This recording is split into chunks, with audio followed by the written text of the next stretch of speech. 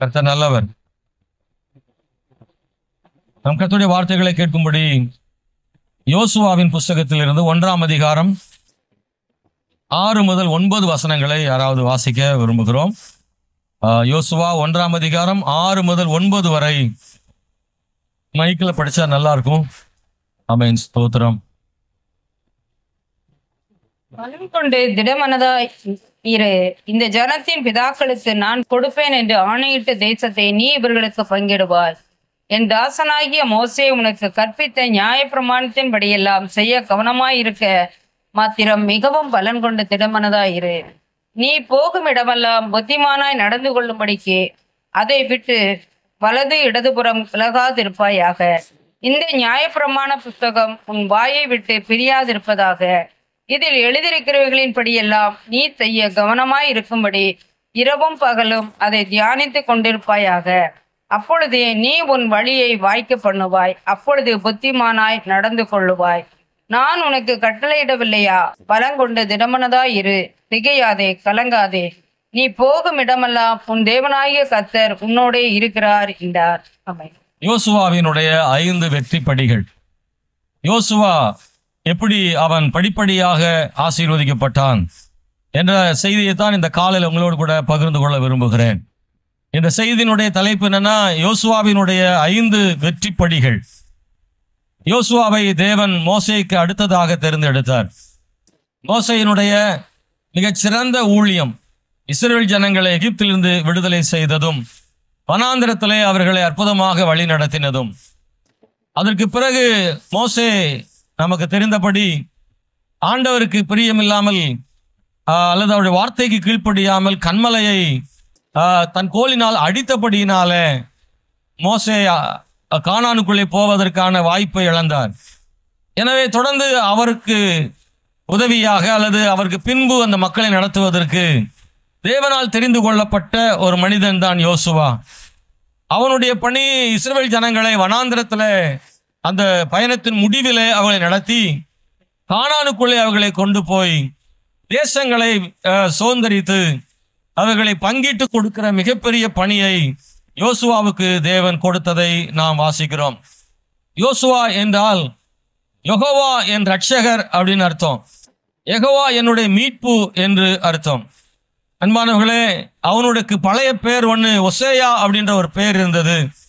மோசேதான் அவனை வேவுக்காரர்களில் ஒருவனாக அனுப்பி வைக்கும் போது அவனுக்கு பெயரை மோசே மாற்றுகிறார், யோசுவா என்று அவனுக்கு அதை மாற்றுகிறார். இவன் எப்ராயிம் கோத்திரத்தை சார்ந்தவன்.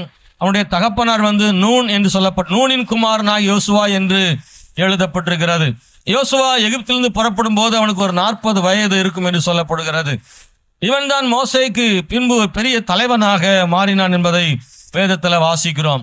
யோசுவாவினுடைய ஆரம்ப காலங்களை பற்றி நமக்கு அதிகமாக வேதத்தில் சொல்லப்படாவிட்டாலும் யோசுவாவினுடைய பிற்காலங்களை பற்றி அதிகமாக நமக்கு சொல்லப்பட்டிருக்கிறது. யோசுவா அவனுடைய வாழ்க்கையில பலவிதமான படிகளை கடந்து போனான். எல்லாருடைய வாழ்க்கையிலுமே அப்படி சில படிகள் நமக்கு இருக்கும். இந்த யோசுவாவினுடைய படிகள் ஆரம்பத்தின் முதல் படி என்னன்னா, அடிமையாக இருந்த யோசுவா. அவன் எகிப்தில் அடிமையாக இருந்தவன். அதற்கு பிறகுதான் அவன் மக்களோடு மக்களாக வெளியேறி வருகிறான். எகிப்திலிருந்து புறப்படுகிற பொழுது மிக பிரபலமான ஒரு ஆள் கிடையாது. அவன் ஒரு சாதாரண மனிதன் தான். எகிப்திலே அவன் ஸ்தோத்திரம் 40 வருஷம் அவன் எகிப்திலே அடிமையாக இருந்திருக்கிறான். அன்பானவர்களே, இந்த அடிமையான வாழ்க்கை என்பது கொடுமையானவன். இஸ்ரவேல் மக்கள் பட்ட கஷ்டங்களையும் பாடுகளையும் எவ்வளவு வேதனை என்பதையும் அந்த யோசுவாவும் உணர்ந்தவனாக இருந்தான். பார்வோனுடைய சகல உபத்திரவங்களிலேயும் இந்த யோசுவா கலந்து கொண்டிருந்திருக்கிறான். அன்பானவர்களே, ஸ்தோத்திரம், 10 வாதைகளிலே இந்த யோசுவாவும் கூட மரித்து போயிருக்க வேண்டியவன் தான். அநேக தலைப்பிள்ளைகள் எல்லாம் சங்காரம் பண்ணப்பட்டார்கள் அல்லவா? அந்த விதத்துல இந்த யோசுவாவும் மரித்திருக்க வேண்டிய காரணம் என்னென்றால் அவன் மூத்த மகனாக இருக்கிறான். 1 நாளாகும் புஸ்தகம் 7ஆம் அதிகாரம் 27 வாசிக்கும் போது கூட இந்த யோசுவா நூனின் குமாரனாக முதல்வனாக இருக்கிற விதத்திலே நாம் வாசிக்கிறோம். அன்பான கர்த்தருடைய பிள்ளைகளே, ஸ்தோத்திரம், இந்த கால வேளையில யோசுவாவுடைய இந்த அடிமைத்தனத்தில் இருந்து எல்லாரையும் மீட்கும் போது இவனையும் கர்த்தர் மீட்டார் என்பதை வேதத்திலே வாசிக்கிறோம்.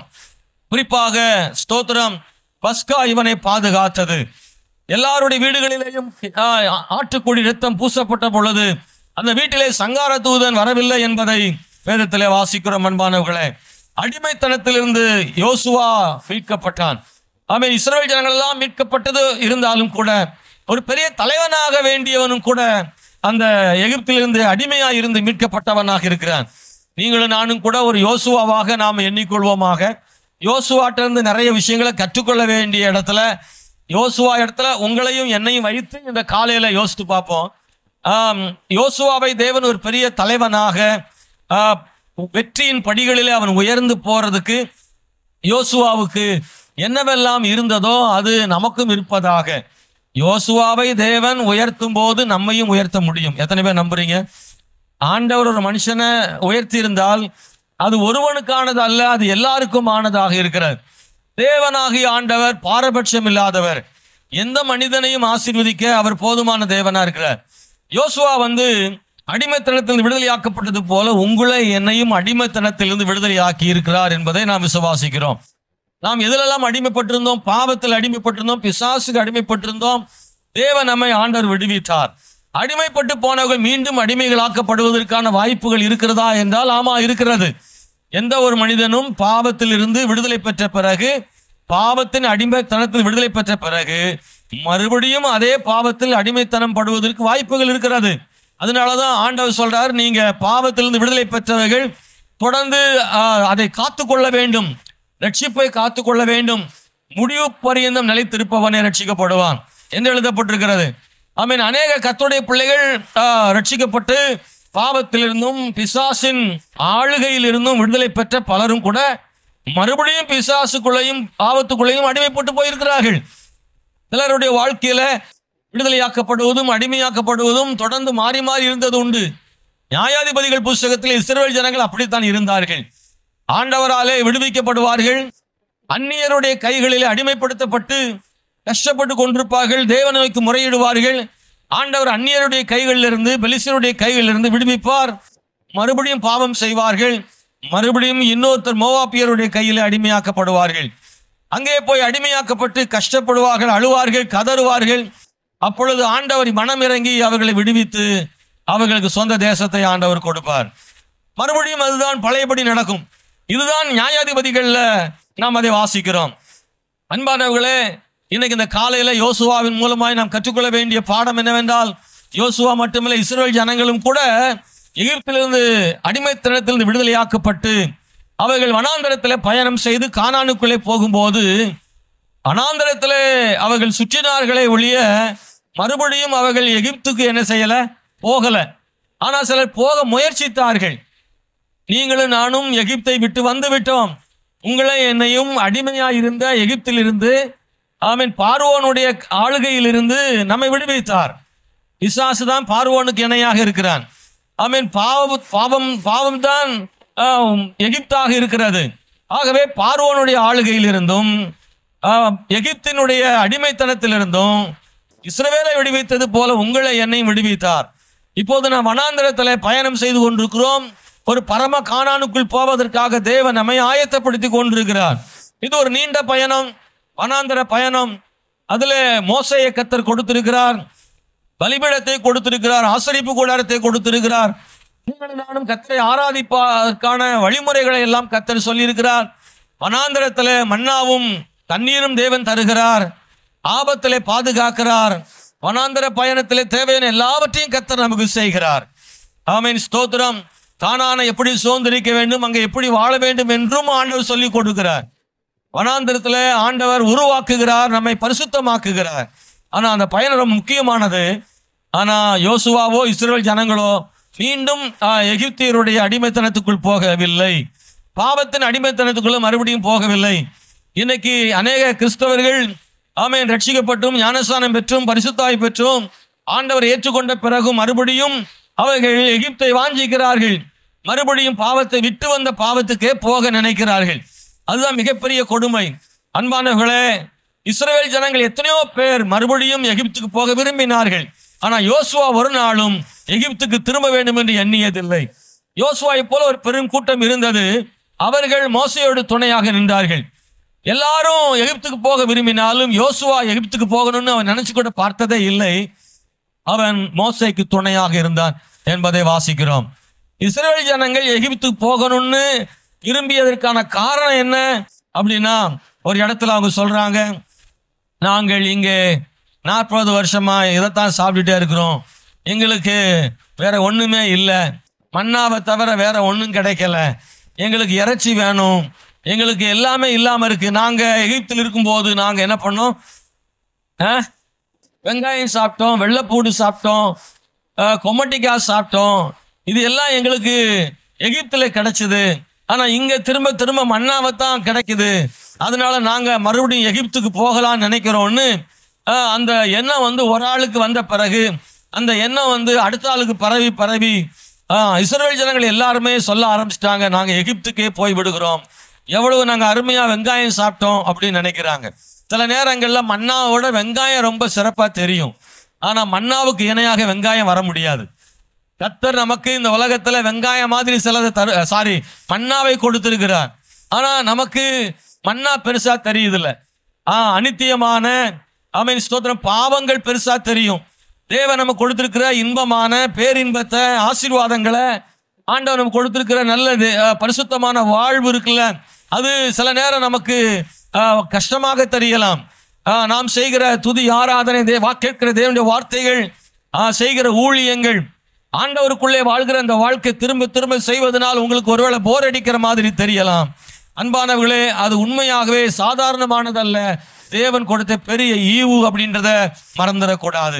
மன்னா ஒருவேளை திரும்ப திரும்ப சாப்பிட்றதுனால ஒருவேளை உங்களுக்கு அது பார்க்கறதுக்கு பழசு போல தெரியலாம், அல்லது போர் அடிக்கலாம், சலிச்சு போகலாம். ஆனா மன்னா வந்து எப்போதும் மதிப்பு குறைவானதே இல்லை. மன்னாவை பற்றி பைபிளில் சொல்லும் பொழுது என்ன சொல்லியிருக்குன்னா, அது வந்து குறைவானது இல்லை, அது தேனிலிட்ட பணியாரம் போல இருக்கும்னு சொல்லியிருக்கு. அது சுவையானது மட்டுமல்ல, வெண்மையானது மட்டுமல்ல, அது தேவ தூதர்கள் சாப்பிடக்கூடியதுன்னு சொல்லியிருக்கு. ஆகவே ஆண்டவர் வந்து தேவதூதர்கள் சாப்பிடக்கூடிய உன்னதமான ஒரு மன்னாவை, அது ருசியுள்ளதையும் கர்த்தர் கொடுத்திருந்தார். பாருங்க, மன்னா வந்து பார்க்கிற பார்வை தான் வேறு. மன்னாவை வந்து பாக்கியமாகவும் நினைக்கலாம், அந்த மன்னாவை சாதாரணமாகவும் நினைக்கலாம். அது நம்ம கிட்ட தான் இருக்கு. தேவன் கொடுக்கிற மன்னாவை பார்க்கிற கண்கள் தான் ரொம்ப முக்கியமானது. நாம் அதை எப்படி பார்க்கணும் அப்படின்றத கர்த்தர் நமக்கு சொல்றார். ஒரு நாளும் மன்னாவை வந்து குறைவாக நினைக்கவே நினைக்காதீங்க, அதை ரொம்ப உயர்வாக பாருங்கள், அதை உயர்வாக பாருங்கள், அது ரொம்ப அவசியமானது. இதே மன்னாதானா அப்படின்னும் சிலர் சொல்ல முடியும், பரவாயில்ல மன்னா கொடுத்ததுக்காக ஸ்தோத்திரம்னு சிலர் சொல்ல முடியும். ஏன் அப்படின்னா, திரும்ப திரும்ப சாப்பிட்றதுனால மன்னா போர் அடிக்கலாம். ஆனால் இன்னொரு பக்கம் பார்த்தால் மன்னா வந்து எவ்வளவு நல்லது அப்படின்னா, வனாந்தரத்துக்கு ஏற்ற ஒரு உணவு. தேவன் வனாந்தரத்தில் ஆண்டவர் வந்து கர்த்தர் நல்லவர், சரியானதை செய்வார். வனாந்தரத்தில் வந்து கறி மசாலா போட்டு கொஞ்சம் காரமாக கொடுத்தா வனாந்தரத்தில் நடக்கிறதே வேற. சோத்திரம். வனாந்தரம் வெயில், கடுமையான வெப்பம் நிறைந்த இடம். அந்த வனாந்தரத்தில் பயணத்தில் வேற இருக்கிறார்கள். ஆகவே சூடு நிறைந்த வனாந்தரத்தில் இவங்க கேட்குற மாதிரி வெங்காயம், வெள்ளைப்பூண்டு, கொம்மட்டிக்காய், இந்த மாதிரியான உணவுகளை கர்த்தர் கொடுக்க முடியும். ஆண்டவர் எதையும் செய்ய வல்லவர். ஒண்ணுமே இல்லாத இடத்துல காடைகளை கொண்டு வர முடியுமான, ஒன்றுமில்லாத இடத்தில் கொம்மட்டிக்காயும் வெங்காயம் கர்த்தர் கொடுக்க முடியுமா? முடியாதா? தேவன் எதையும் ஒரு மனிதனுக்கு தர முடியும், ஆனால் தேவன் சரியானதை கொடுக்கவே விரும்புகிறார். நீங்க நினைக்கிறீங்களா சில நேரங்கள்ல எனக்கு அதை தரல எதை தரல அப்படின்னு நீங்க நினைச்சீங்கன்னா, தேவன் சூழ்நிலைக்கேற்றவாறு தேவன் எல்லாவற்றையும் செய்கிற தேவனா இருக்கிறார். தேவன் சூழ்நிலைக்கேற்றவாறு செய்கிற தேவனா இருக்கிறார். ஏன் ஆண்டவர் வெங்காயம் கொடுக்கல, வெள்ளைப்பூண்டு கொடுக்கல, ஆண்டவர் மன்னாவை மட்டும் கொடுத்தாருன்னா அதற்கான காரணம் இருக்கு. அன்பானவர்களே, இவர்கள் விரும்புவதெல்லாம் கொடுத்தால் அவர்கள் வனாந்தரத்திலே இன்னும் அநேகர் மாண்டு போயிருப்பார்கள். சில தொற்று வியாதிகள் அவரை சூழ்ந்திருக்க கூடும், அல்லது வயிற்று சம்பந்தமான பிரச்சனைகள் ஏற்பட்டு வனாந்தரத்திலே அவருடைய வாழ்க்கை மிகவும் கடினமாக இருக்கக்கூடும். இன்னும் பார்க்க போனால் மன்னா அவைகளை செய்வதற்கான வழிமுறைகள் அது அதிகம், அதை சமைக்க வேண்டிய விஷயங்கள் ரொம்ப கஷ்டம். வெங்காயம் வெள்ளைப்பூண்டுகள் எல்லாம் அதை ஆயத்தம் செய்து அதை சமைத்து சூடு பண்ணி விறகு பொறுக்கி அவைகளெல்லாம் கொதிக்க வைத்து வேக வைத்து பலவிதமான சமையல் வேலைகளில இவைகள் ஈடுபட வேண்டியது இருக்கும். ஆனா மன்னா அப்படிப்பட்டது அல்ல. மன்னாவை அப்படியே எடுத்து அப்படியே என்ன செய்யலாமா? சாப்பிடலாம். சமைத்தும் சாப்பிடலாம். உனக்கு முடிகிற போது சமைத்து சாப்பிடு. கூடாரம் விட்டு தங்கியிருக்கிற காலங்களிலே சமைத்து சாப்பிடு. பயண நேரங்களிலே காலையில எடுத்து அப்படியே சாப்பிட்டுக்கொள். எல்லாவற்றுக்கும் பொருத்தமான, வனாந்தரத்துக்கு பொருத்தமான, தங்குமிடத்திற்கு பொருத்தமான, பயணத்துக்கு பொருத்தமான ஒரு உணவை ஆண்டவர் கொடுத்திருக்கிறார் அல்லவா? அதை பாக்கியமாகவும் நினைக்க முடியும். திரும்ப திரும்ப சாப்பிடுவதை போரடிப்பதாகவும் பார்க்க முடியும். பார்க்கும் கண்களில் தான் இருக்கிறது. அல்லேலூயா. சகோதரா சகோதரி, உங்கள் கண்கள் எப்படி பார்க்க வேண்டும் என்றால், தேவனே இந்த வாழ்க்கையில் எனக்கு கொடுத்திருப்பதற்காக ஸ்தோத்திரம் ஆண்டவரே. நீர் எனக்கு கொடுத்திருப்பது சரியானது என்றே நினைக்கிறேன். எனக்கு கொடுத்த வேலைக்காக ஸ்தோத்திரம், எனக்கு கொடுத்த குடும்பத்துக்காக ஸ்தோத்திரம், எனக்கு கொடுத்த பொருளாதாரத்துக்காக ஸ்தோத்திரம், எனக்கு கொடுத்த எல்லாவற்றுக்காக ஸ்தோத்திரம் சொல்லுங்க. சீக்கிரத்திலே தேவனாகிய ஆண்டவர் பாலும் தேன் ஓடுகிற கானான் தேசத்தை கர்த்தர் நமக்கு தந்து நாம் விரும்புகிறதெல்லாம் சாப்பிடக்கூடிய இடத்துக்கு கர்த்தர் நம்மை கொண்டு வந்து சேர்ப்பார் என்பதை மறந்து விடாதிருங்கள். கானானின் அனுபவங்கள் இஸ்ரவேலுக்கு அது வனாந்தர பயணம் முடிந்த பிறகுதான் கிடைத்தது. ஆனால் உங்களுக்கு எனக்கும் இந்த வனாந்தரத்திலும் கூட தேவன் பாலும் தேன் ஓடுகிறதான ஆசீர்வாதங்களை தேவன் தர போதுமானவராயிருக்கிறார். அல்லேலூயா. நீங்க ஒன்றை புரிந்து கொள்ளுங்கள். ஆமென், ஸ்தோத்திரம். தேவன் தந்தவைகளுக்காக ஸ்தோத்திரம் செலுத்துகிற ஒருவனுக்கு தேவன் விரும்புகிறதையும் கொடுக்க வல்லமையுள்ள தேவனாயிருக்கிறார். நல்ல கவனிங்க. நான் விரும்புவதை எனக்கு கிடைக்காவிட்டாலும் தந்ததற்காக தேவனுக்கு ஒரு மனிதன் ஸ்தோத்திரம் செலுத்த ஆரம்பித்து விட்டால் அவன் விரும்புவது விரைவிலேயே கிடைக்கும். அதற்கு இஸ்ரவேல் மக்களுடையதான வாழ்க்கை மிகவும் உதாரணமாக இருக்கிறது. நீங்க நல்லா புரிந்து கொள்ளுங்க. நீங்க விரும்பியது கிடைக்காம இருக்கலாம், நீங்க நினைச்ச மாதிரி நடக்காம இருக்கலாம். ஆனா அந்த நேரத்தில் நீங்க செய்ய வேண்டிய ஒன்று, எனக்கு தேவன் கொடுத்ததுக்காக ஸ்தோத்திரம். இதை எல்லாரும் செய்யறது இல்ல, இதை எல்லாரும் செய்யறது இல்ல. முறுமுறுக்கிறதுனாலையும் இப்போது இருக்கிற வாழ்க்கையை குறித்து அவங்க ரொம்ப புலம்புகிறதுனாலையும் விரும்புகிற காரியத்தை பெற்றுக்கொள்ளாமல் இருக்கிறார்கள். திரும்பவும் சொல்லுகிறேன், நீங்கள் விரும்பியதை கிடைக்காவிட்டாலும் கிடைத்திருப்பதை விரும்புங்கள், கிடைத்திருப்பதை விரும்புங்கள். அதற்காக தேவனுக்கு ஸ்தோத்திரம் செலுத்துங்கள். நம்ம விருப்பம் எல்லாம் சில நேரம் ரொம்ப பெருசா தான் இருக்கும் இல்ல? நாம் ரொம்ப அதிகமாக நினைப்போம், ரொம்ப பெருசா நினைப்போம். நம்முடைய விருப்பம் எல்லாம் எது சார்ந்ததாக இருக்கு தெரியுமா? நம்முடைய விருப்பம் எல்லாம் என் வாழ்க்கை இப்படி இருக்கணும், எனக்கு அப்படி நடக்கணும், என் பிள்ளைகளுக்கு இப்படி இருக்கணும், அப்படி வரணும், இப்படி வரணும், நான் இதெல்லாம் எதிர்பார்க்கிறேன், இப்படி நடக்கக்கூடாதா அப்படின்லாம் நம்ம விரும்புகிறோம்ல. அதெல்லாம் எப்படிப்பட்டதா இருக்கு தெரியுமா? பலதும் அவசியமானதாக இருக்காது, சிலதுதான் அது அவசியமா இருக்கும். பெரும்பாலானவர்கள் எப்படிப்பட்டதா இருக்கு தெரியுமா? எங்க நாத்தனா எப்படி கல்யாணம் முடிச்சு வச்சா தெரியுமா? பெரிய மண்டபத்துல அவ எப்படி போட்டு முடிச்சா தெரியுமா? அவங்க வீட்டுல என்ன நடக்கு தெரியுமா? ஒரு பெரிய டிவி எல்இடி வாங்கி இருக்காங்க, பாத்தீங்கன்னா சுவர் அளவுக்கு இருக்குதுங்க. அது மாதிரி எனக்கு இருந்தா நல்லா இருக்குமேன்னு பல வகையும் கூட எப்படி இருக்குன்னா இன்னொருவரை பார்த்துதான் நடக்குது. நம்முடைய மாமா வீட்டுல, மச்சான் வீட்டுல, மாமியார் வீட்டுல, நாத்தனார் வீட்டுல இருக்கிறதெல்லாம் பார்த்துட்டு வந்து ஆண்டவர்கிட்ட கேட்கிறோம், ஆண்டவரே அவங்களுக்கெல்லாம் இருக்கிறது எங்களுக்கெல்லாம் இல்லையே, அதுதான் பிரச்சனை. ஆமென். மற்றவர்களுக்கெல்லாம் ராஜா இருக்குது, எங்களுக்கெல்லாம் யாரும் இல்ல. சொன்னாங்களா இஸ்ரவேல் ஜனங்க? இஸ்ரவேல் ஜனங்களுடைய விருப்பம் எல்லாம் என்னன்னா, எங்களுக்கு என்ன இருக்குன்றதே பார்க்கல அவங்க. ஆனா மற்றவர்களை தான் பார்க்குறாங்க, மற்றவர்களை பார்த்து மற்றவர்களுடைய ஆசைகளை எல்லாம், மற்றவர்கள் வைத்திருப்பதை எல்லாம் நானும் வைத்திருக்க வேண்டும் என்று நினைப்பது நம்முடைய வாழ்க்கையில மிகப்பெரிய ஆபத்தான ஒன்று. ஆண்டவர் சொல்றாரு, அந்நிய ஜனங்கள் ராஜாக்கள் உடையவர்களாக இருக்கிறார்கள், ஆனால் உங்களுக்கு நானே ராஜாவாக இருக்கிறேன், நானே உங்களை வழி நடத்துகிறேன், நானே உங்களை ஆளுகை செய்கிறேன். நான் உங்களுக்கு ராஜாவாக இருக்க வேண்டுமா? இல்லை, மற்றவர்களைப் போல ஒரு மனிதன் ராஜாவாக இருக்க வேண்டுமா என்று ஆண்டவர் கேட்டார். பல நேரங்களில் நம்முடைய வாழ்க்கையில நமக்கு இருப்பதை குறித்து நாம் மகிழ்ச்சி அடையாமல், நமக்கு இல்லாததை பலவற்றை குறித்து நாம் ஆண்டவரிடத்துல கேட்பது மட்டுமல்ல, அவைகளை குறித்து ஆண்டவர்கிட்ட முறுமுறுக்கிறோம். சில நேரங்கள்ல ஆண்டவர்கிட்ட கோபப்படுகிறோம், சில நேரங்கள்ல கோபித்து கொள்ளுகிறோம். அதற்காக சில நேரங்களிலே ஆண்டவர்கிட்ட பேசாமலும் இருக்கிறோம். ஆண்டவர்கிட்ட சண்டை போடுற ஆள் இருக்கு, ஆண்டவர்கிட்ட பேசாத ஆள் இருக்கு, ஆண்டவர் பேச்ச கேட்காத ஆள் இருக்கு. ஆமாவே இல்லையா? இந்த உலகத்துல நாம குடும்பத்துக்குள்ள விரும்பினது கிடைக்கலன்னா என்னவெல்லாம் செய்வோமோ அதெல்லாம் ஆண்டவர்ட்டையும் செய்யறோம். ஆமாவா? வீட்டுக்கார்ட்ட கேட்டதுக்கு வாங்கி கேட்டது கொடுக்கலன்னா என்னென்ன செய்யறோம்? ஹலோ, வீட்டுக்காரர் நீங்க கேட்டதை அவர் தரலன்னா என்ன செய்றீங்க? நீங்க சொன்னது கேட்கல அப்படின்னா கோவம் வந்துடுது. கோவம் வந்தா என்ன செய்றீங்க? அந்த அவங்க வச்சிருக்க எடுத்து சாப்பிட சொல்லு, அவரை போட்டு சாப்பிட சொல்லு. அப்ப மட்டும் வாங்கி வாங்கி பேசினார்ல, இப்ப செய்ய சொல்லு. நாமும் அவரிடத்தில் பேசுவதில்லை, அவர் சொல்லுவதையும் காது கொடுத்து. இங்க நிறைய பேர் அப்படிதான் ஆண்டவர்கிட்டையும் இருக்கிறாங்க. ஆண்டவர்கிட்ட ஜெபம் பண்றது இல்லை, அவருடைய வேதத்தை வாசிக்கிறது இல்லை. எத்தனை நாளைக்கு? 3 நாளைக்கு 4 நாளைக்கு சண்டையிட்டு ஆண்டவர்கிட்ட பேசாம இருந்து, அதுக்கப்புறம் வேற வழி இல்லாம ராத்திரி பிசாசு பயமுறுத்துறதுனால மறுபடியும் முழங்கால் போட்டு வேற வழி இல்லை. கெட்ட சொப்பனமா வந்துருச்சு, என்ன செய்யறது? அல்லேலூயா. குடும்பத்தில் அப்படி நடக்க வேற வழி இல்லாம வேற என்ன செய்யறது? கடுகு காலியாகி போச்சு, கேட்கத்தானே ஆகணும். அவர்கிட்ட பருப்பு காலியாகி போச்சு, கேட்டுத்தானே ஆகணும். அம்மா வீட்டுக்கு போகணும், பஸ்ஸு காசு வேணுமே. இந்த மனுஷங்கிட்ட வேற வழியெல்லாம் பேசித்தான் ஆகணும்னு பேசுற மாதிரி ஆண்டவர்கிட்ட கோவிச்சுக்கிட்டு மறுபடியும் பேசுற மாதிரி இருக்கக்கூடாது. அவர் கொடுத்தாலும் அவர் கொடுக்காவிட்டாலும் ஆண்டவர்கிட்ட எப்போதும் போல இருக்க வேண்டும். ஆண்டவரே, எனக்கு கொடுத்ததுக்காக ஸ்தோத்திரம். ஆண்டவரே, இயற்கையாக ஒரு மனிதனுடைய வாழ்க்கையில நான் விரும்பியது நடக்கும்போது சந்தோஷப்படுவதும், நான் விரும்பாதது நடக்கும்போது கஷ்டப்படுவதும் இயற்கை தான்.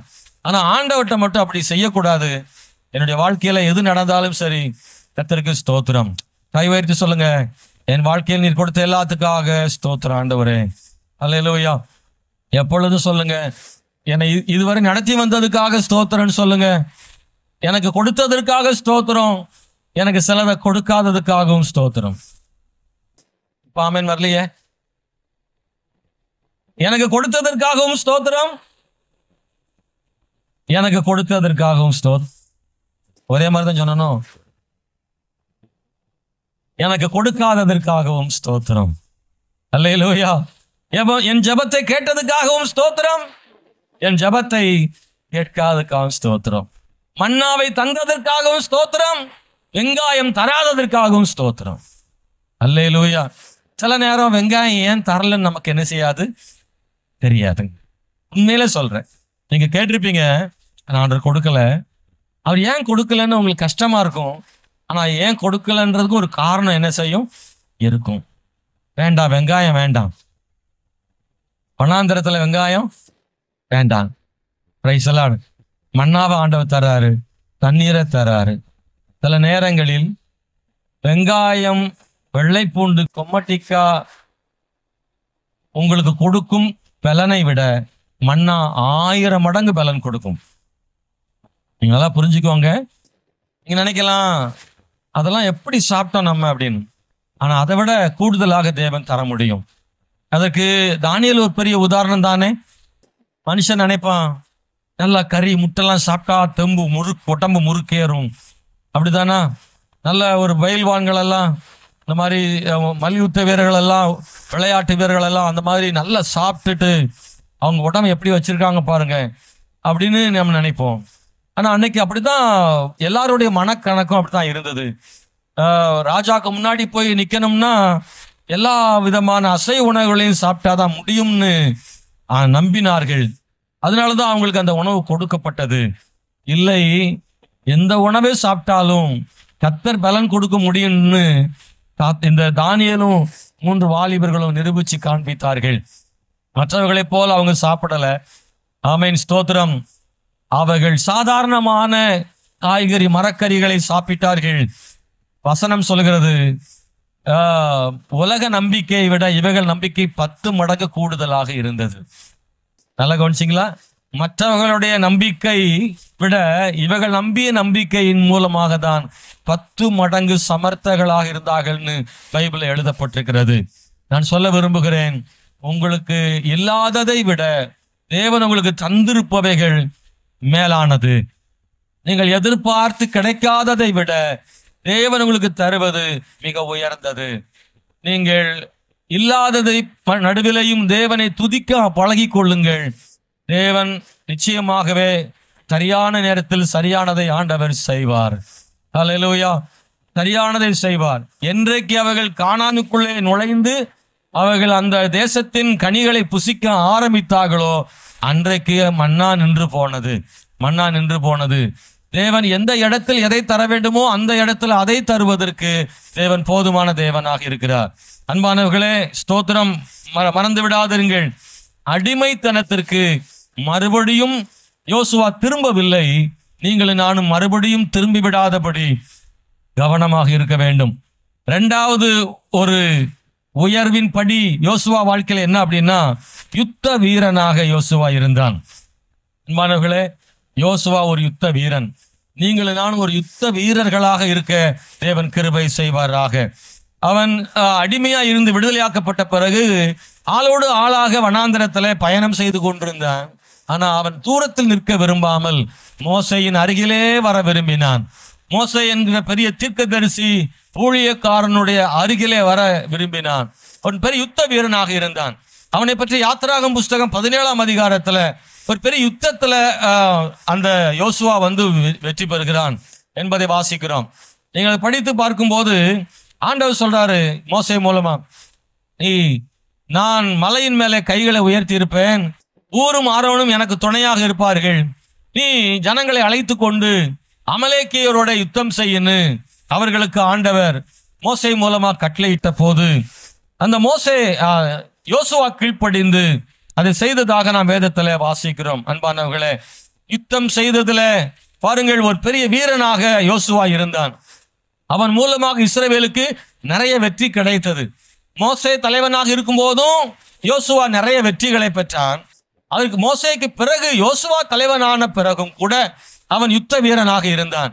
எரிகோவிலே அவன் யுத்தம் செய்து ஒரு பெரிய ஜெயத்தை அங்கே பெற்றுக்கொண்டதை நாம் வேதத்திலே காண முடியும். அன்பான தேவனுடைய பிள்ளைகளே, ஆமென், ஸ்தோத்திரம். யோர்தானிலே ஒரு துணிச்சலாக போய் நின்றதை நாம் வாசிக்கிறோம். எந்த ஒரு முடிவிலையும் தைரியமாக நின்றான். இன்னைக்கு யுத்த வீரன் என்கிற நிலையில நீங்களும் நானும் இருக்க வேண்டிய இடத்துல நம்ம இருக்கிறோம். அன்பானவர்களே, நீங்க மறந்துடாதீங்க, யுத்தம் கர்த்தருடையதுன்னு பைபிள்ல சொல்லப்பட்டிருக்கிறது. நான் உங்களை பார்த்து அன்பா கேட்டுக்கிறேன். நீங்க பார்க்கறதுக்கு ஒருவேளை சாதாரணமாக இருக்கலாம், பார்க்கறதுக்கு ஒருவேளை நீங்க பலவீனமான ஆளை போல தெரியலாம், நீங்க ஒருவேளை உங்க வயது கூட இருக்கலாம், நீங்கள் மற்றவர்களைப் போல சரீர பலன் இல்லாம இருக்கலாம். ஆனா நிச்சயமாக தேவன் உங்களை பயன்படுத்த முடியும். உங்களை ஒரு பராக்கிரமசாலியாக தேவன் வைக்க முடியும். எந்த மனிதனையும் பராக்கிரமசாலியாக மாற்றுகிறவர் நம்முடைய தேவனாக இருக்கிறார். அல்லேலூயா, ஸ்தோத்திரம். மறந்துடாதீங்க, பிசாசு ஆமென் சரீர பலத்தை கண்டல்ல, நமக்குள் தேவன் இருந்தால் நம்மை கொண்டு பிசாசு பயப்படுகிறார். நம்புறீங்களா? Price the Lord. சாதாரணமான ஆளை கொண்டு தேவன் பயங்கரமா மாற்ற முடியும்ல. ஆமென், ஸ்தோத்திரம். வலுவான உடம்பு இருக்கிறவங்களை கண்டும் ஆமென் உலகம் பயந்தது. ஆனால் பலவீனமானவர்களை கண்டும் உலகம் பயந்தது. நாம் வேதத்தில் வாசிக்கிறோம். அன்பானவர்களே, யோவான் அப்போஸ்தலனை நீங்கள் படித்து பாருங்கள். வயதான மனிதர், 100 வயது அவருக்கு, பலவீனமானவர், வயதாகிவிட்டது. இயேசுவினுடைய சீஷர்கள்ல அப்போஸ்தலர்கள்ல மிகவும் வயதானவர், நீண்ட காலம் வாழ்ந்தவர் வந்து யோவான் அப்போஸ்தலன் மட்டும்தான். ஆனா அந்த யோவான் அப்போஸ்தலனை கண்டு ரோம சாம்ராஜ்யமே நடுங்கினது. ஆமென். அவனுக்குள்ள இருந்த அந்த பலனை, பரிசுத்தாவின் வல்லமைகளை கண்டு நடுங்கினது. அவனை ஒன்றும் செய்ய முடியவில்லை. கடைசியில் அவனை நாடு கடத்தினார்கள். அன்பானவர்களே, ஸ்தோத்திரம். பலன் என்பது சரீரத்தில் மட்டுமல்ல, ஆத்துமாவிலேயும் பலன் தேவைப்படுகிறது. நீங்கள் ஒரு யுத்த வீரனாய் பராக்கிரமசாலியாக இருக்க வேண்டும். நீங்கள் ஜெயிக்கிறவர்களா இருக்க வேண்டும். கர்த்தர் உங்களுக்கு சர்வாயுத வர்க்கத்தை கொடுத்திருக்கிறார். பரிசுத்தாவின் வல்லமையை கர்த்தர் கொடுத்திருக்கிறார். நீங்கள் எப்போதும் யுத்தம் செய்யக்கூடிய இடத்தில் இருக்க வேண்டும். இந்த யோசுவா ஒரு பராக்கிரமசாலி. அவன் ஒரு யுத்த வீரனாக வளர்ந்தான். நீங்கள் விடுதலையாக்கப்பட்டால் மட்டும் போதாது, தொடர்ந்து யுத்த வீரனாக இருக்க வேண்டும். நீங்கள் அடிமைத்தனத்திலிருந்து வெளியே வந்தாச்சு, எகிப்திலிருந்து வந்தாச்சு, பாவத்திலிருந்து வந்தாச்சு, பிசாசிலிருந்து வெளியே வந்தாச்சு. ஆனா கர்த்தருக்குள் வந்த பிறகும், விசுவாச வாழ்க்கை பயணத்தில் வந்த பிறகும் நீங்க ஒரு யுத்த வீரனாக இல்லாவிட்டால் நீங்கள் தோற்று போவீர்கள். உங்களை யுத்த வீரனாக பழக்குவித்துக் கொள்ளுங்கள். நீங்கள் உங்களை உருவாக்கி கொள்ளுங்கள். நீங்கள் ஒரு போராடுகிற மனிதனாக உங்களை மாற்றிக்கொள்ளுங்கள். ஏனென்றால் வேதத்தில் சொல்லப்பட்டிருக்கிறது, நீங்கள் விடுதலை பெற்றாலும் அவருடைய வருகை மட்டும் போராட வேண்டிய இடத்துல இருக்கிறோம். அதனால சொன்ன வாழ்க்கை ஒரு போராட்டமானது. பாவத்துக்கு விரோதமாக நீங்கள் போராட வேண்டும். நீங்கள் சாத்தானுக்கு விரோதமாக போராட வேண்டும். நீங்கள் ஜெயிக்கிற வேண்டிய இடத்துல இருக்கிறீங்க. நீங்கள் யுத்தம் செய்யலைன்னா பாவம் உங்களை மேற்கொண்டு விடும், பிசாசு உங்களை மேற்கொண்டு விடும். நீங்கள் தொடர்ந்து ஜெயிக்கிறவளாய் மாற வேண்டும். ஹல்லேலூயா. ஒவ்வொரு நாளும் பாவம் நம்ம கூட போராடிட்டு தான் என்ன செய்யுதுன்னா இருக்குல்ல. எத்தனை பாவ சோதனை எவ்வளவு பெரிதாக இருக்கிறது. முன்பை விட இந்த காலம் அதிகமான பாவங்கள் பெருகி போய் கிடக்கிறது. அதிகமான பாவம் நிறைந்த உலகத்துல வாழ்ந்து கொண்டிருக்கிறோம். பாவத்தை நாம விரும்ப வேண்டியதில்லை, தேடி போக வேண்டியதில்லை. அது தானாக நம்ம வீடு தேடி வருகிறது, தானாக நம்மை கவர்ச்சிக்கிறது. எவ்வளவு பெரிய மனிதனையும் கீழே வீழ்த்துகிற வல்லமை பாவத்துக்கும் சாத்தானுக்கும் இருக்கிறது. அதனால போராட வேண்டிய இடத்துல நாம இருக்கிறோம். அல்லேலூயா. அன்பான தேவனுடைய பிள்ளைகளை, ஒரு இயங்கிக் கொண்டிராத ஒரு மனிதன், செயல்படாத ஒரு மனிதன், ஆமென், யுத்தம் செய்யாத ஒரு மனிதன் நிச்சயமாக தோற்று போய் விடுகிறான். இதை கேட்கிற தேவனுடைய பிள்ளைகளை, நீங்கள் தொடர்ந்து இயங்கிக்கிட்டே இருக்கணும், போராடிக்கிட்டே இருக்கணும், ஓடிக்கிட்டே இருக்கணும், அவன் ஜெபம் பண்ணிக்கிட்டே இருக்கணும், கர்த்தருக்காக வளர்ந்து கொண்டே இருக்கணும், வசனத்தை பிடித்து கொண்டே இருக்கணும். அப்பதான் வெற்றி கிடைக்கும். நீங்கள் அந்த காரியங்களை விட்டுவிட்டால் எளிதாக சாத்தான் மேற்கொண்டு விடுவான். நமக்குள்ள நீங்கள் ஒரு யுத்த வீரனாக நீங்கள் உருவாக்கப்பட்டு கொண்டே இருக்க வேண்டும் என்று தேவன் விரும்புகிறார். ஆமாவா இல்லையா? ஒரு யுத்த வீரன் யுத்த நாளில் மட்டும்தான் அவன் புறப்பட்டு போகிறானா? இல்லையே. பாருங்கள், காவல்துறையை கூட, இராணுவம் கூட, நான் உங்களுக்கு தெரிஞ்சுன்னு நினைக்கிறேன், எக்ஸசைஸ் பண்ணிட்டே இருக்கிறாங்க. நீங்க பாத்தீங்கன்னா காவல்துறை போலீஸ் ஸ்டேஷன்ல அந்த அவங்க லெஃப்ட் ரைட் போட்டு நடக்கிறாங்க, மார்ச் பாஸ் பண்றாங்க, இதெல்லாம் நடந்துட்டே இருக்குது. ராணுவ வீரர்கள் ஒவ்வொரு நாளும் பயிற்சியில் இருக்கிறாங்க. அல்லேலூயா. நான் ஹரியானாவில் இருந்த போது, சில ஆண்டுகளுக்கு முன்பதாக ஹரியானாவில் இருந்த போது, இந்த அம்பாலா சிட்டி தலைநகர்ல ஒரு பாஸ்டருடைய வீட்டில் நாங்கள் ஒரு மாதம் தங்கி இருந்து ஊழியம் செய்தோம். அந்த நாட்களில் ஆமென் ஸ்தோத்திரம், பார்த்தீங்கன்னா அங்கே பக்கத்தில் தான் இராணுவ தளவா இடம் இருக்கிறது. காலையில் பார்த்தீங்கன்னா 7 மணிக்கெல்லாம் அந்த பகுதியில் இராணுவ அந்த விமானம் வந்து பறக்கும் போது நாங்கள் சத்தம் கேட்டு வரும். அது மெதுவாக சத்தம் வந்து அதிகமாகி அப்புறம் குறையும். அந்த சத்தம் வந்து ஒரு செகண்ட்ல அப்படி போயிடும். அந்த சத்தம் கேட்டு வீட்டிலேருந்து வெளியே வரும்போது இருக்காது. காரணம், அவ்வளோ வேகமாக பயங்கர சத்தத்தோடு அது பயணிக்கும். டெய்லி அவங்க அந்த அந்த அந்த சத்தம் கேட்டுக்கொண்டே இருக்கும். அவர்கள் பயிற்சி செய்து கொண்டே இருக்கிறார்கள். விசுவாச வாழ்க்கையிலும் நீங்களும் நானும் ஒரு யுத்த வீரர்களாக இருக்கணும்னா ஒவ்வொரு நாளும் பயிற்சி செய்யணும். அது என்ன பயிற்சி அப்படின்னா, ஜெபம் பண்றதும் பைபிள் படிக்கிறதும். இது நம்முடைய எக்ஸசைஸ். அது வாழ்வியல்ல கலந்த ஒன்று. ஒரு கர்த்தருடைய பிள்ளையுடைய வாழ்க்கையில ஜெபமும் வேத வாசிப்பும் அவனை உருவாக்குகிறது, அவங்கள கர்த்தருக்குள்ள வைக்கிறது, பரிசுத்த ஆவிக்குள்ளே பழக்க வைக்கிறது. இது நம்மள ஒரு பெரிய ஒரு யுத்த வீரனாக, பலமுள்ள மனிதனாக அது நம்மளை மாத்துது. ஆமாவா இல்லையா? வசனம் வந்து பால் மாதிரின்னு சொல்லியிருக்கு, ஞான பால்னு சொல்லியிருக்குல்ல, அப்பத்துக்கு இணையா சொல்லியிருக்கு. அது ஒரு ஆகாரம், நல்ல ஸ்தோத்திரம் மன்னான்னு சொல்லியிருக்கு. வசனத்தை ஒவ்வொரு நாளும் வாசிக்க வாசிக்க நாம் பலன் அடைகிறோம். ஆவிக்குரிய வாழ்க்கையில விசுவாசிகள் பலனற்று போக காரணம் என்ன? தோற்று போக காரணம் என்ன? பலன் இல்லை. பலன் இல்லாத காரணம் என்ன? நல்லா சாப்பிடல. அப்படிதானே? ஒருத்தர் நடக்கும்போது ஒரு பிள்ளை தடுமாறி என்ன சொல்லுவாங்க? ஒழுங்கா சாப்பிட்டா தானே. அப்படிதானே? பாத்திரத்தை கீழே போட்டா சொல்லுவீங்க, ஒழுங்கா சாப்பிட்டா தானே. உடம்புல ஒண்ணுமே இல்லை, எத்தவங்க கையில வெத்தலைப்பா கொடுத்த மாதிரி இருப்பாங்க. ஒழுங்கா சாப்பிட்றதே கிடையாது, உடம்புல தெம்பே இல்லை, நடக்க முடியும். இன்னைக்குள்ள பிள்ளைகள் பெரும்பாலும் அப்படிதான் இருக்கு. ஸ்கூல்ல நீனா மயங்கி விழுந்துருது, உடம்புல ஒண்ணுமே இல்லை. காரணம், ஒழுங்கா என்ன செய்யறது இல்லை, சாப்பிட்றதே இல்லை. 2 இட்லி வச்சா அப்படியே பொண்ணு மாப்பிள்ளை சாப்பிட்ட மாதிரி ஒரு இட்லி சாப்பிட்டு பெரிய பாடா இருக்கு. சாப்பிடாதனால பலன் இல்லை. விசுவாச வாழ்க்கையிலும் நிறைய பேர் சாப்பிடல, வசனத்தை படிக்கிறதே கிடையாது. வசனம் படிக்காத விசுவாசி நீங்கள் பலவீனமானவர்கள். அல்லேலூயா. ஜெபிக்காதவர்களும் பலவீனமானவர்கள். ஜெபிக்காதவர்களுக்கு பலன் இல்லை. ஜெபிக்கும் போது பரிசுத்த ஆவியானவருடைய பலன் கிடைக்குது. ஒவ்வொரு மனுஷனும் விசுவாசியும் ஜெபிக்க ஜெபிக்க ஜெபிக்க தேவன் தம்முடைய வல்லமையால் நிரப்புகிறார், ஆவியினால் நிரப்புகிறார், அபிஷேகத்தால் நிரப்புகிறார். ஒவ்வொரு நாளும் கிருபைகளால் நிரப்பு, காலைதோறும் கிருபைகளை தருகிறார். அந்த பலன் ஒரு யுத்த வீரனுக்கு அவசியம் தேவை. தலைசீராவும் மார்க்கவசமும் அவன் பட்டயமும் இவைகள் எல்லாவற்றை விட மேலானது தேவனுடைய வார்த்தையும் ஜெபமும். ஒரு யுத்த வீரனாகிய கிறிஸ்தவனுக்கு அது பெரிய சர்வாயுத வர்க்கமாக இருக்குன்னு பைபிள்ல சொல்லப்பட்டிருக்கிறது. யுத்த வீரனாகி யோசுவாவே, நீங்கள் உங்களை ஆயத்தப்படுத்திக் கொள்ளுங்கள், நீங்க பலன் அடையுங்கள். அப்படி ஜெபித்து வேதத்தை வாசித்து நீங்கள் பலனாயிருந்தால் எளிதிலே சாத்தான, நான் தான் ஜெபிக்கல, இதுகளாவது ஜெபிக்கலாம்ல, நான் தான் அங்கிட்டு இங்கிட்டு ஓடுறேன். நிறைய விசுவாசி என்கிட்டே சொல்லுவாங்க, பாஸ்டர் நான் தான் அங்கிட்டு இங்கிட்டு ஓடுறேன், இதுகளாவது ஜெபிக்கலாம்லன்னு. ஒரு நாள் ஜெபிக்காது. உங்களுக்கே அக்கறை தான், அதுக்கு என்ன அக்கறை வரப்போகுது? நிறைய பேர் நான் செய்யல, அது செய்யட்டும், நான் தான் அது இதுன்னு பைபிள் படிக்க முட்டுறேன், இவங்களாவது செய்யலாம்ல. பெற்றோர்களாகி நீங்கள் ஜெபிக்காத ஒன்றை, செய்யாத ஒன்றை பிள்ளைகளிடத்தில் எதிர்பார்ப்பது மிக மிக கடினம். மிக மிக கடினம். பிள்ளைகள் பார்க்கும்படி பெற்றோர்கள் ஜெபியுங்கள். பிள்ளைகள் பார்க்கும்படி நீங்கள் முழங்கால்களை முடக்குங்கள். பிள்ளைகள் பார்க்கும்படி நீங்களே வேதத்தை எடுத்து வாசியுங்கள். நீங்கள் வாசிக்க வாசிக்க வாசிக்க ஒரு வாரம் பார்த்து கொண்டே இருந்தால் 5வது நாள் 6வது நாள் உங்கள் பிள்ளைகள் உங்கள் அருகிலே இருந்து வேதத்தை எடுப்பார்கள். நம்புறீங்களா? நம்புறீங்களா? உங்கள் முழங்கால்கள் நீங்க சொல்ல வேண்டியது இல்லை. ஜெபம் பண்ணு, பைபிள் படின்னு சொல்லவே வேண்டாம். வழக்கமாக நீங்கள் செய்து பாருங்கள். சொல்லி செய்ய வைப்பதை விட செய்து செய்ய வைப்பது மேலானது. சொல்லி செய்ய வைப்பதை விட எங்க சொல்லுங்க, சொல்லி செய்ய வைப்பதை விட செய்து செய்ய வைப்பதே மேலானது. ரொம்ப அவசியம், தேவை. விசுவாசிகளாகிய நீங்கள் சொல்லி செய்ய வைக்கவே நினைக்கிறீர்கள், செய்து செய்ய வைக்க அநேகர் முயற்சிப்பது இல்லை. நீங்கள் செய்யாத ஒன்றை பிறரிடத்தில் சொல்வது என்பது வலிமையான வார்த்தைகள் அல்ல. செய்யும் ஒன்றை சொல்வதே வலிமையான வார்த்தை. நான் ஒன்றும் செய்யாதத நான் உங்களுக்கு பேசினா அந்த வார்த்தை வெற்று வார்த்தைகளாகத்தான் இருக்கும். நான் செய்கிற ஒன்றை சொல்வேன், ஆனால் அந்த வார்த்தை வலிமையான வார்த்தையாக இருக்கும். ஆகவே நான் உங்களுக்கு சொல்லுகிறேன், நீங்கள் செய்ய ஆரம்பியுங்கள். நீங்கள் கிறிஸ்துவுக்குள் வலிமையானவர்களாய் மாறுங்கள், யுத்த வீரர்களாய் மாறுங்கள்.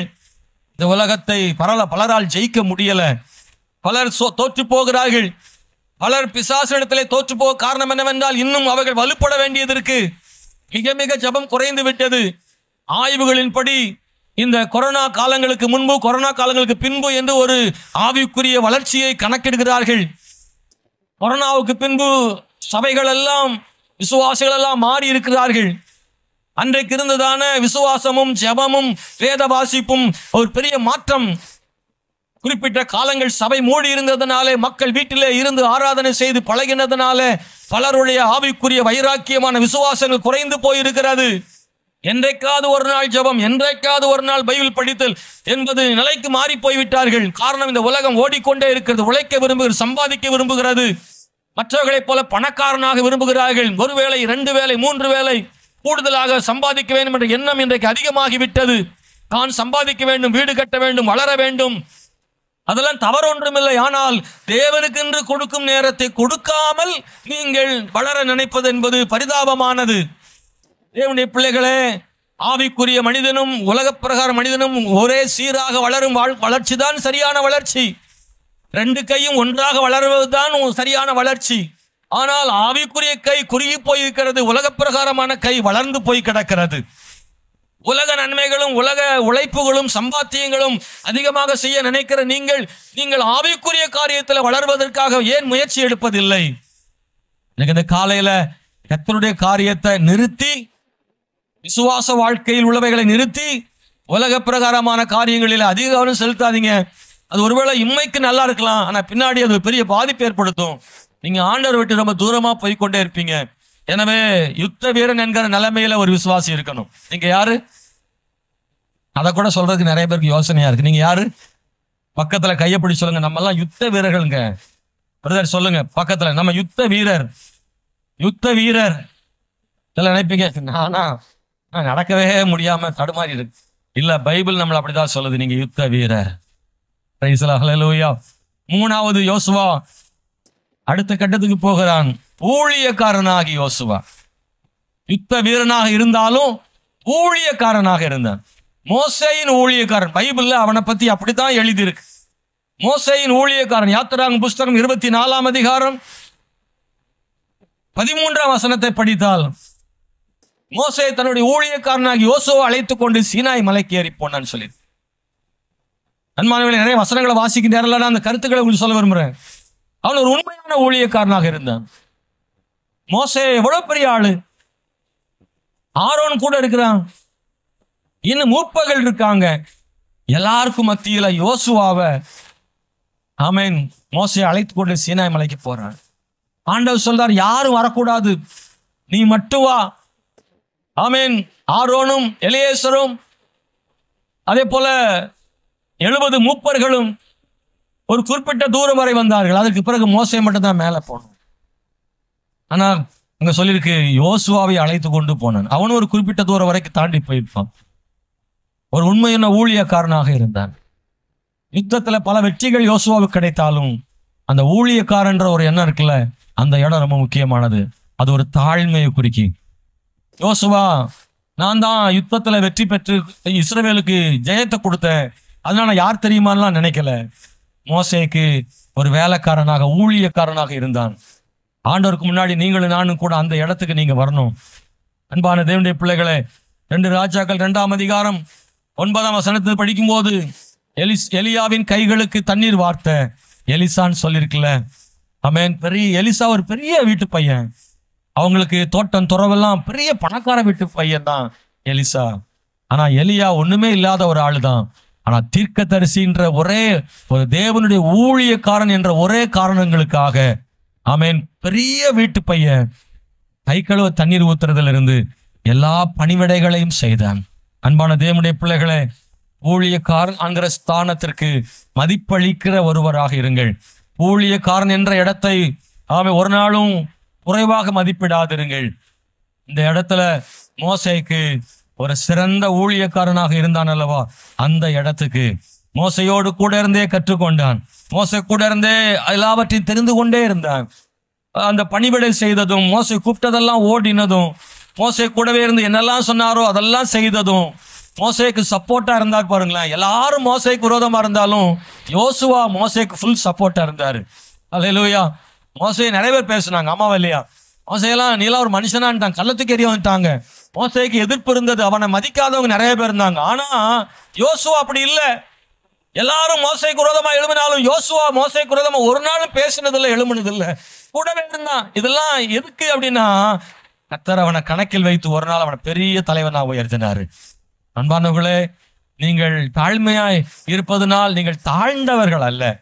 நீங்க எல்லாருக்கும் பணிவிடை செய்வதனால நீங்கள் குறைந்தவர்களாக எண்ணி விடாதிருங்க. ஒரு நாள் வரும்போது கர்த்தர் நீங்கள் தாழ்த்தினதற்கு இணையாக உங்களை கர்த்தர் நிச்சயம் உயர்த்துவார்.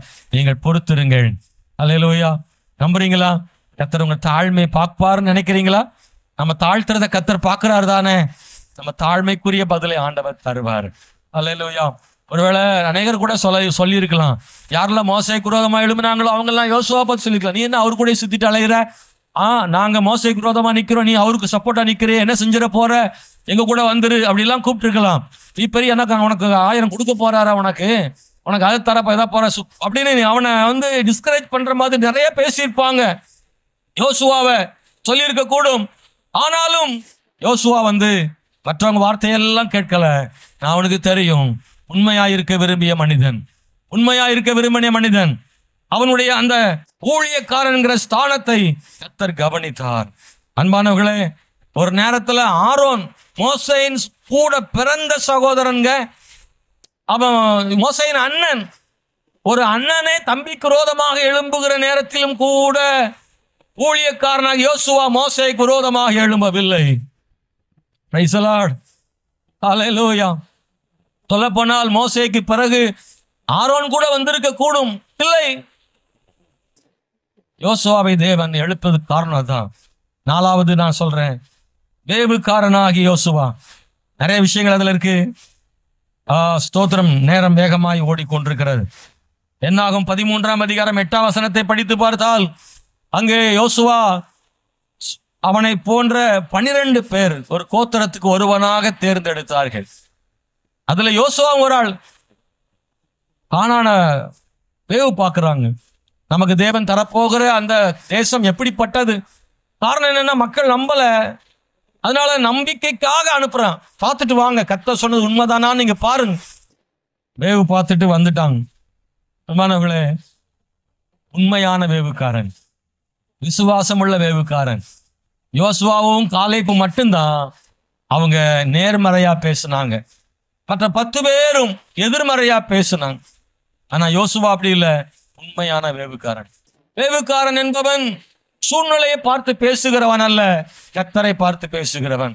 நீங்களும் நானும் உண்மையான வேவுக்காரனாகி யோசுவாவை போல பார்க்கும் கண்கள் உடையவர்களாக இருக்க தேவன் கிருபை செய்வாராக. நான் ஏற்கனவே ஒரு முறை சொல்லும் போது சொன்னேன், பார்க்கும் விதத்தில் தான் இருக்கிறது. ஆமென். ஹல்லேலூயா. ஒரே மரத்தை தான் எல்லாரும் பார்த்தாங்க, ஒரே கனியை தான் எல்லாரும் பார்த்தாங்க, ஒரே மனிதர்களாகிய ராட்சதர்களை தான் எல்லாரும் பார்த்தாங்க. ஆனா இந்த 2 பேரும் சொல்றாங்க, கர்த்தர் நம்ம மேல பிரியமா இருந்தா தேசத்தை கர்த்தர் நமக்கு தருவார். மற்றவங்களாம் சொல்றாங்க, கர்த்தர் தேசத்தை தரமாட்டார், நம்ம திரும்பி எகிப்துக்கே போயிடலாம், நம்ம தவறா வந்து விட்டோம் என்று சொல்லுகிறார்கள்.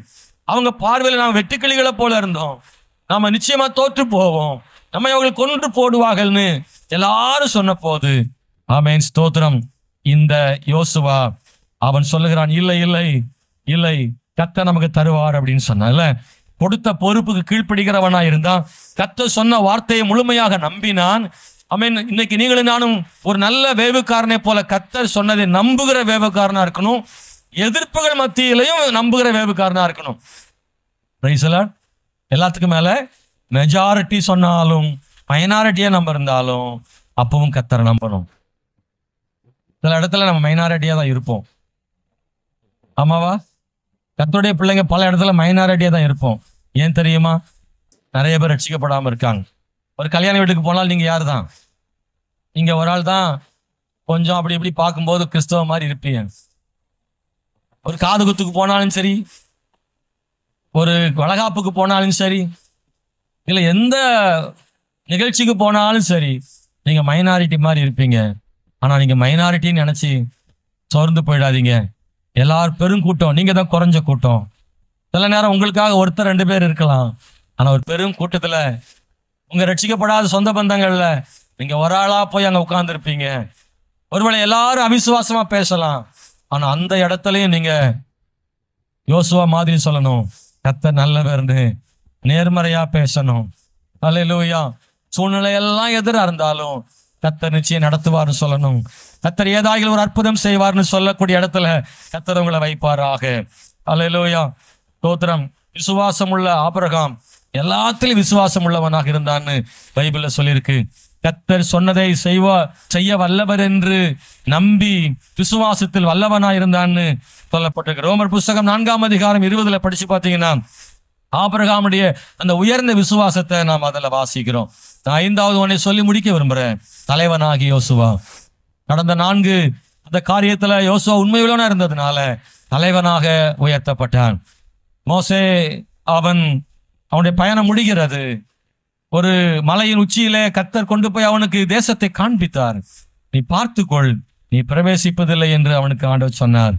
ஆண்டவர் என்னாகமம் 27ஆம் அதிகாரம் 12 முதல் வாசிக்கிற போது ஆண்டவர் சொல்றார், உன்னுடைய ஸ்தானத்துல மோசை பாராட்டணுங்க. நான் படிச்சு பார்த்தா சொல்ல நேரம்ல, மோசை உண்மையிலே பாராட்டணும். ஆண்டவர் என்ன சொன்னாலும் அதுக்கு சம்மதித்தான்ல. நாமளா இருந்தா அப்படி இல்லை, காலில் கையில விழுந்தாது அது ஆண்டவரே இவ்வளவு தூரம் கொண்டு வந்துட்டேன், கானானுக்குள்ள என்ட்ரு ஆகிட்டு போயிடுறேன் ஆண்டவரே, கொஞ்சம் அந்த ஒரு டம்ளர் தண்ணியாவது கானான்ல குடிச்சிடுறேன், இதை சொல்லித்தானே எல்லாத்தையும் கூட்டிட்டு வந்தேன். ஆண்டவரே நான் தான் பஸ் ஓட்டிட்டு வந்தேன், நானே இறக்கி விட்டு அடுத்தால ஏத்துறீங்களா ஆண்டவர், இன்னொரு டிரைவரை மாத்துறீங்களாப்பா, கடைசி வரைக்கும் கொண்டு போய் கொடைக்கானல் வரைக்கும் போயிடுறேன் ஆண்டவரே, ரிட்டர்ன் வேணா விட்டுருங்க அப்படின்னு சொல்லலாம். ஆண்டவரே நான் என்னை கொண்டு போயிருங்க, நான் செஞ்ச பாவத்தெல்லாம் மன்னிச்சிருங்க கூட கதை இருக்கலாம். ஆனா அந்த இடத்துல மோசே நீங்க படிச்சு பார்த்தீங்கன்னா ஆச்சரியமா இருக்கும். கத்த சொன்ன உடனே மறுபேச்சே பேசல. ஆண்டவரே வேற ஆளை எனக்காக செலக்ட் பண்ணிடுங்கன்ட்டு ஓகே சொல்லிட்டான். அல்லேலூயா. யோசுவாவை கர்த்தர் அங்கே தேர்ந்தெடுத்தார். எவ்வளவு லட்சக்கணக்கான மக்கள் நடுவில் கர்த்தர் யோசுவாவை தேர்ந்தெடுத்து இருப்பாரானால் எந்த அளவுக்கு யோசுவா ஆண்டவர் மேல நம்பிக்கையும் விசுவாசம் உடையவனாக இருந்திருக்க கூடும், எவ்வளவு உண்மை உள்ளவனாக இருந்திருக்க கூடும், தன் லாபங்களை விட தேவனுடைய நன்மைகளையே விரும்பினவனாக இருந்திருக்க கூடும். அப்படிதானா? தனக்கு பிரியமானது, தனக்கு எதெல்லாம் சாதகமா இருக்குன்னு கூட அவன் நினைக்கல. எப்பவுமே ஆண்டவர் காரியத்திலேயே மோசேயின் காரியத்திலேயே உண்மையா இருந்த ஒரு மனிதனாக இருந்தான் இல்லையா? அதை கர்த்தர் பார்த்தாரு. அன்பானவர்களே, எவ்வளவு பெரிய பொறுப்பு தெரியுமா யோசுவாவுக்கு கர்த்தர் கொடுத்தாரு? பெரிய பொறுப்பு. மோசையே திணறிய பொறுப்பு. மோசையே ஒரு இடத்துல சொல்லிட்டாரு, நானா இவங்களை பெத்தேன், நானா இவங்களுக்கு பால் கொடுப்பேன், இவங்களெல்லாம் என்னால சுமக்க முடியல ஆண்டவரேன்னு, போதும் விட்டுருங்க நீ எடுத்துக்கொள்ளுங்கன்ற இடத்துக்கு வந்துட்டான். அந்த பொறுப்பை யோசுவா திறம்பட கையாண்டான். அல்லேலூயா. மோசே கொஞ்சம் சாந்த குணம் உள்ளவன்ல, அதனால கொஞ்சம் வாலாட்டினாங்க. யோசுவா கிட்ட வாலாட்டினா நறுக்கி விட்டுருவான். யோசுவா மாதிரி மோசே ரொம்ப சாஃப்ட். அவன் தேவனுடைய வீடு எங்குமே எப்படி சாந்த குணம் உள்ளவனா இருந்தான்னு சொல்லியிருக்கு. யோசுவா யுத்த வீரன் பாருங்களேன். அவர் மோசே மாதிரி கோலை காமிச்சுக்கிட்டு இருக்கிற ஆள் கிடையாது, பட்டயத்து ஒரு ஆள். அவர் ஆண்டவர் மோசையை கோலை வச்சே நடத்தினாரு. எங்க போனாலும் மோசே உன் மேய்ப்பன் கோலங்க எடு, நீட்டு சமுத்திரத்துல அங்க போய் பாறை அடி, இப்படிதான் ஆண்டவர் சொல்லிட்டே இருந்தாரு. கோலினாலே நடத்தினார் மோசே. ஆடுகளை மேய்ப்பது போல கோல்களை வைத்து மோசையை நடத்த வச்சாரு. ஆனா யோசுவாவின் காலம் வேறு. அல்லேலூயா. யோசுவா பட்டயத்தை உருவினான், ஜனங்கள் பயந்தார்கள். அல்லேலூயா. எரிகோவில் பார்த்தீங்கன்னா ஆகாலாம் நடுங்கிறான் பாருங்க. ஆகா நடுங்கிறான். என்ன செய்வாரோ, யோசுவா வந்துட்டாருன்னா ஐயோ அவருக்கு முன்னாடி நிற்க முடியாது, அப்படி ஒரு பயத்தை ஆமென் ஸ்தோத்திரம் அப்படி கொண்டு போனார். அல்லேலூயா. சிலர் சொல்லுவாங்க, பாஸ்டர் நீங்க யோசுவா மாதிரி இருக்க பாஸ்டர், மோசே மாதிரி இருக்கீங்கன்னு சொல்லியிருக்காங்க. என்கிட்ட சொல்லியிருக்காங்க, நீங்க ரொம்ப இப்படியே பட்டர் தடவிக்கிட்டே இருக்கீங்க, ரொம்ப சாஃப்டா பேசுறீங்க அப்படின்னு நிறைய பேர் என்கிட்ட சொல்லியிருக்காங்க. பாஸ்டர் கொஞ்சம் வலுவா பேசுங்க, பாவத்தை நல்லா கண்டிச்சு பேசுங்க. நான் கண்டிச்சு தானே ஐயா பேசுறேன், பாவத்தை கண்டிச்சு தானே பேசுறேன், ஆமென் தவறை கண்டிச்சு தான் பேசுறேன். நீங்க என்ன செஞ்சாலும் பரலோகம் போவீங்கன்னு ஒரு நாள் நான் பேசுனதே கிடையாது. நீங்க கர்த்தருக்காக வளரணும். ஹல்லேலூயா. நான் மோசையும் யோசுவாவும் கலந்த ஒரு உருவம், நான் அப்படிதான் நினைக்கிறேன். இல்ல நான் வெறும் யோசுவா மாதிரியே எப்போ பார்த்தாலும் பட்டயத்தை உருவினாலும் நீங்க செத்துக்கிட்டு போயிருவீங்க. அதனால எப்பவும் பட்டயத்தை உருவக்கூடாது. தேவையான நேரம் பட்டயத்தை எடுப்பேன், மற்ற நேரம் கோல் வச்சே பயன்படுத்திக்கிறேன். அல்லேலூயா. ஏன்னா எப்பவும் ரெண்டுமே தேவைப்படுது. ஒரே பட்டயமா இருந்தாலும் நல்லா இருக்காது. பட்டயத்தை கொடுத்து மோசே கையில கொடுத்துருந்தா கதைய வேற. அப்படிதானா? யோசுவாவின் பட்டயம் மோசே கைக்கு போனாலும் பயன்படாது, மோசேயின் கோல் யோசுவா கைக்கு வந்தாலும் பயன்படாது. யார்கிட்ட எது இருக்கணுமோ அதை கர்த்தர் கொடுப்பாரு, யாரை எப்படி நடத்தணுமோ அவர் அப்படி நடத்துவாரு. அல்லேலூயா. ஸ்தோத்திரம். அன்பான தேவனுடைய பிள்ளைகளே, தேவனாகிய ஆண்டவர் கிருபை செய்வாராக. தேசத்தை பங்கிட்டு கொடுக்கும் பெரிய பொறுப்பை யோசுவா செய்தான். இன்னைக்கெல்லாம் சர்வேயர் இருக்காங்கல்ல, அளக்கிறதுக்கு, நிலத்தை அளக்கிறதுக்கு தங்கிலிகள் எல்லாம் இருக்கு, நவீன தொழில்நுட்பம்லாம் இருக்கு. ஆனாலும் திரும்ப அளக்குறாங்கல்ல. ஆனா அன்னைக்கெல்லாம் ஒண்ணுமே கிடையாது. காடுகளை அளந்தாங்க. எப்படி அளந்தாங்களோ உண்மையிலே ஆச்சரியமா இருக்கு. கோத்தரமா பங்கிட்டு கொடுத்தாங்க. ஊரா கிராமமா பங்கிட்டு அளந்து கொடுத்தாங்கன்னா நினைச்சு கூட பார்க்க முடியல. எப்படியா இந்த யோசுவா செஞ்சாரு? பெரிய ஆச்சரியம். கர்த்தர் அவனை பெரிய தலைவனா மாத்தினாரு. ஒரு ஆம்பளேட் ரெண்டா பங்கிட்டு கொடுக்க நம்மளால முடியல, சண்டை வருது. அது பெருசா போயிட்டு இது சின்னதா போயிட்டு. அப்படிதானா? ஒரு பண்டத்தை, ஒரு லட்டை, ஒரு ஜாங்கிரிய பிச்சு கொடுக்கும் போது ஒரு பக்கம் கூடியது குறைஞ்சிருதுங்க. ஆனா நிலத்தை, பூமியை பங்கிட்டு கொடுத்தார் யோசுவா, பிரச்சனையே இல்லாம கொடுத்தார். ஹல்லேலூயா. நான் நினைச்சு பார்ப்பேன், உண்மையிலே தேவன் யோசுவாவை பயன்படுத்தி இருக்கிறார். நான் இன்னைக்கு மாலையில நான் யோசுவாவின் பலம் என்ன, யோசுவாவின் பலவீனம் என்னன்றதை பேச விரும்புறேன். நீங்க விரும்பினா சாயங்கால ஆராதனைக்கு வரலாம், செய்தியை நீங்க கேட்கலாம். நீங்க எல்லாரும் வரலாம் சாயங்கால ஆராதனைக்கு, காலையில் வந்தாலும் வரலாம். மாலை ஆராதனையில நம்ம இப்ப எழுமி நின்று ஜெபம் பண்ணி முடிக்க போறோம். கர்த்தர் மிகவும் பெரியவர். ஹல்லேலூயா. Praise the Lord. இந்த கால வேளையில யோசுவாவை பெரிய தலைவனாக தேவன் மாற்றினார். யோசுவாவின் 5 வெற்றி படிகள். ஆண்டவர் அவனை அடிமைத்தனத்திலிருந்து விடுதலையாக்கினாரே. அடிமையா இருந்த யோசுவா ஒரு யுத்த வீரனாகிய மாறின யோசுவா, மோசேயினுடைய ஊழியக்காரனாகிய யோசுவா, ஒரு சிறந்த உண்மையுள்ள நேர்மறையான ஏவுக்காரனாகிய யோசுவா, ஒரு திறமையுள்ள தலைவனாக உயர்ந்த யோசுவா. நீங்க தான் அந்த யோசுவா. ஹல்லேலூயா. Praise the Lord. ஹல்லேலூயா. நன்றி ஆண்டவரே சொல்லுங்க. Price the Lord. உற்சாகமா எல்லாரும் ஒரு முறை கூட கர்த்தர்ட்ட சொல்லுங்க, ஆண்டவர் என்ன ஒப்பு கொடுக்கிறேன்னு. ஹல்லேலூயா. இயேசுவே நல்லவர். ஹல்லேலூயா. Praise the Lord. ஆண்டவரே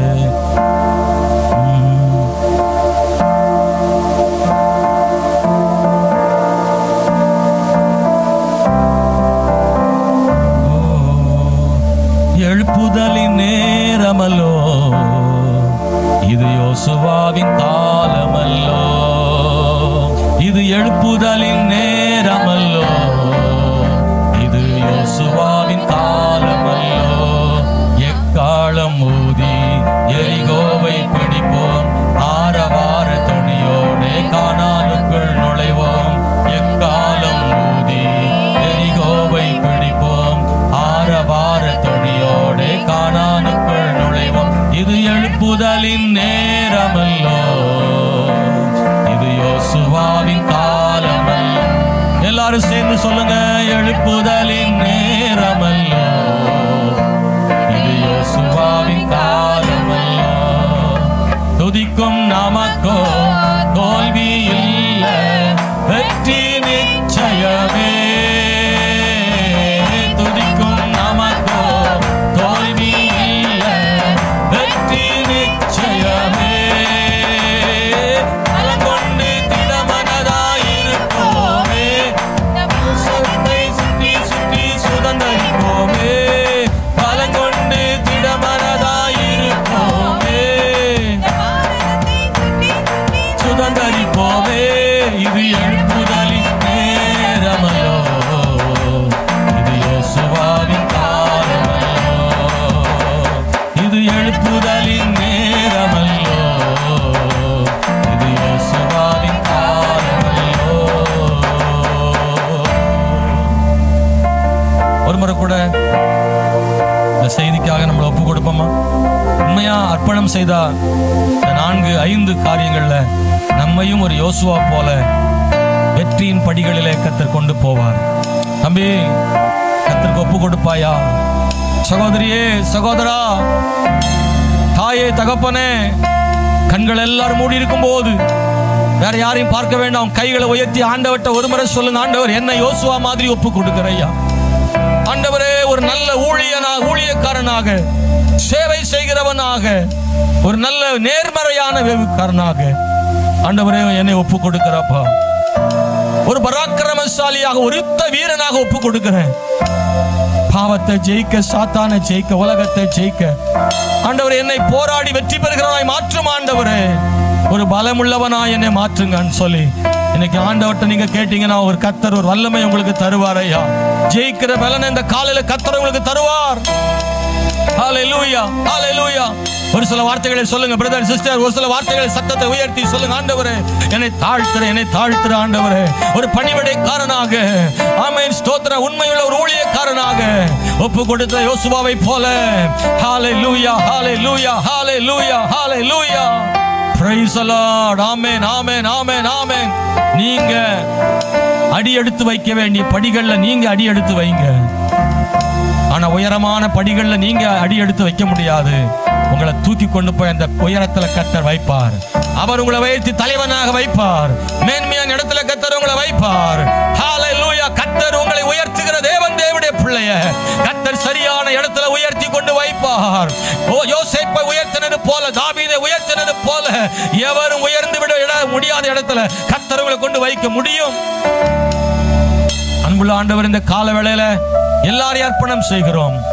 யோசுவாவின் 5 வெற்றியின் படிகள்ல, உயர்ந்த படிகள்ல நம்முடைய பிள்ளைகள் பயணம் செய்ய கிருபை செய்யும். வேதத்திலிருந்து நீ கற்றுக் கொடுத்த நல்ல ஆண்டவரை ஆகாரங்களுக்காக ஸ்தோத்திரம். எங்களை தாழ்த்துறோம். ஊழியக்காரனாக என்னையும் தாழ்த்துகிறேன். நாங்க எல்லாரும் தாழ்த்துறோம். இந்த கேட்ட வசனத்தின்படி வாழணும் அப்பா. நாங்க கேட்டு அதை மறந்துட்டு போறதில்லை.